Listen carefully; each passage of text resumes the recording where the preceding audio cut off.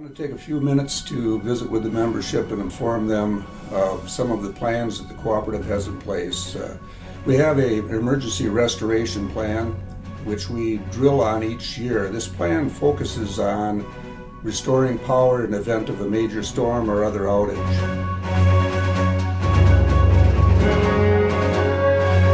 This year, evening of July 5th, our ERP, or Emergency Restoration Plan, was kicked into gear when severe storms hit hard down across Pierce County and into Pepin County.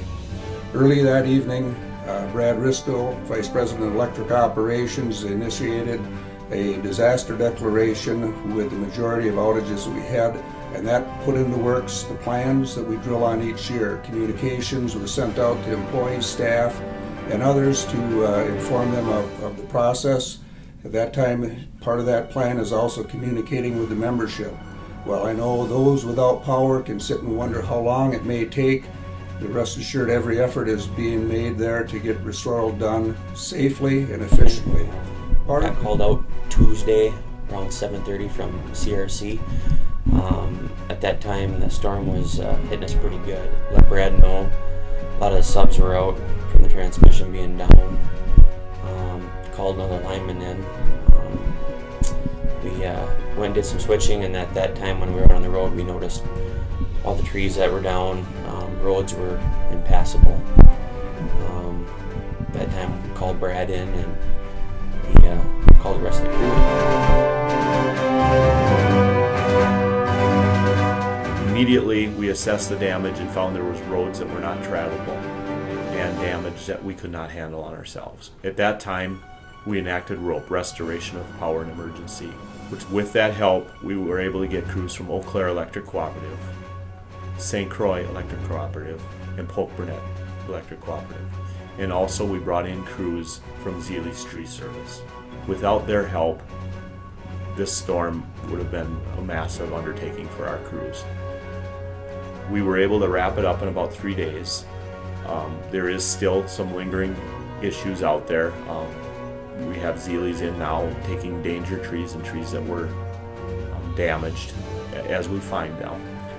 We've lost about 15 poles on that day, which some of them were in large right-of-ways. Some of the right-of-ways being the areas which is off-road where our lines go.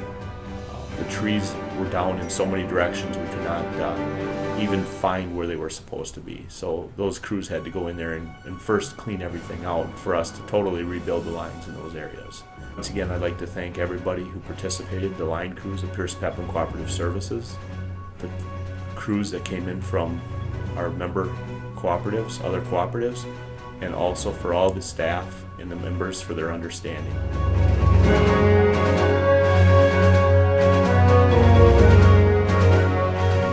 To see the scope of the storm, we realized we're going to need additional supplies as well as additional crews that were. I got on the telephone and started calling to get additional poles because we thought we were going to have a lot more down than what actually was.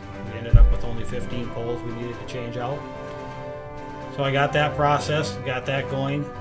The guys were calling in asking for additional splices and supplies.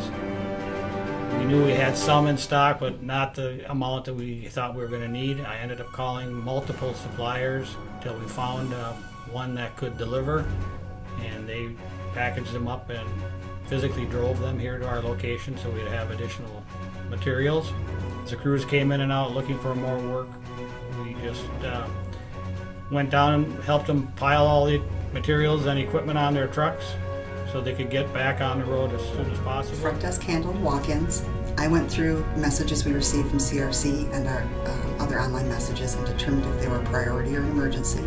If so, I printed them and ran them back to Brad. If not, the front desk handled regular questions, concerns up there. It was kind of more than just clearing out the lines. We had to actually gain access in a lot of roads just to get to the lines. I'll be spending the next few weeks just gathering invoices and separating and relieving inventory so we have a cost for the extent of the storm. Yeah, I'm Greg from Pepin Electric, working on the storm. We got like 5 crews in from other co-ops. They're doing a heck of a good job. Couldn't get by without them. I'm just thankful that we got these other co-ops that can come in and help when one co-op has big damage. They all work safe, hard workers. They give her all the time, and I'm just thankful for these guys. I'd like to say thanks too for the rope crews. Without them, it would have been definitely another day or two. Bill and the tree crews, we were able to isolate the area, and they'd come in and take all the trees out. Made our job a lot easier. So, I want to take this opportunity to reach out and thank all the folks that pitched in during our July 5th storm and the subsequent days of restoral work after that. I want to thank the folks at Dairyland that head up our rope program, our restoration of power and emergency.